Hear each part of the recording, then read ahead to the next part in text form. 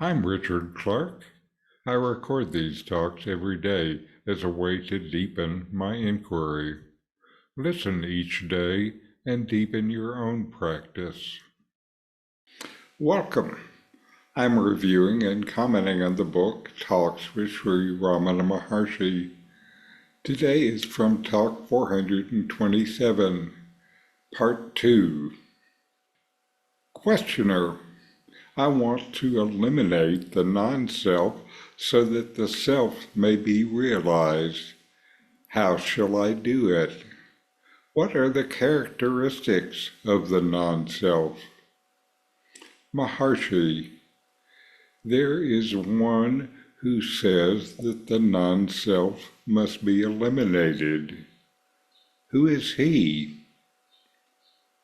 Questioner. I mean this man. When I travel from Calcutta to Madras, I must know Madras so that I may not alight at an intermediate station out of ignorance. There are the signboards and the timetable to guide me in my travel. But what is the guide in my search for the self? Maharshi. It is all right for the journey. You know how far away you are from Madras. Can you tell me how far away you are from the self in order that you should seek it? Questioner. I do not know. Maharshi. Are you ever divorced from the self? Is it possible to be divorced? Are not all of these alien to you and the self most intimate? Where should you go to gain the self? Questioner. I am now away from the self. I must retrace my steps in order to regain it. Maharshi. How far away? Who says that he is apart? Can there be two selves? In this dialogue, the questioner wants to find out and eliminate the non-self so that he can realize the self. To do this, he seeks to understand the characteristics of the non-self and also the process of elimination. His question reflects a viewpoint common among seekers in their search. He's already looking for something deeper than his ordinary life, and he understands that this can be found by knowing the self. And to know the self, he must eliminate the non-self. He just wants to know how to do this. Sri Ramana Maharshi addresses it by first pointing out the questioner's perspective. The questioner sees the self as something to be attained, and the non-self as something to be removed. Ramana's response is aimed at shifting this perspective. When the questioner asks about the characteristics of the non-self and how to eliminate it, the Maharshi counters by asking, who is the one that says the non-self must be eliminated? This question is pivotal as it directs the questioner's attention to the sense of the seeming individual that makes such statements. The idea of non-self is based on the idea of existing as a separate individual, in which there is a self and a non-self. Ramana's teaching emphasizes the importance of self-inquiry, inquiring into the nature of the I thought. investigating the sense of being an individual with discrimination, knowing what is the self and what is not. By focusing on the one who perceives separation between the self and non-self, Ramana guides the questioner to the core of self-inquiry, the investigation of the idea of existing as a separate being. Is that who you are? The questioner then uses an analogy of traveling from Calcutta to Madras, needing guides like signboards and timetables to avoid getting lost. He asks what the guide is in the search for the self. The Maharshi responds by highlighting the difference between a physical journey and the realization of the self. Ramana says that in a physical journey, distance and external guides are relevant, but the self is not an external destination. When Ramana asks, "Can you tell me how far away you are from the self?"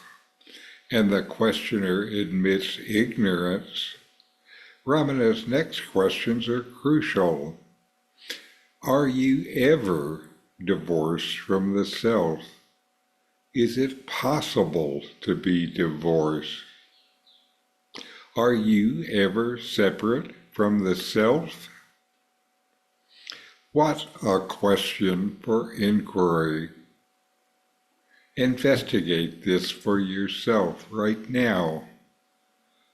Are you ever separate from the self?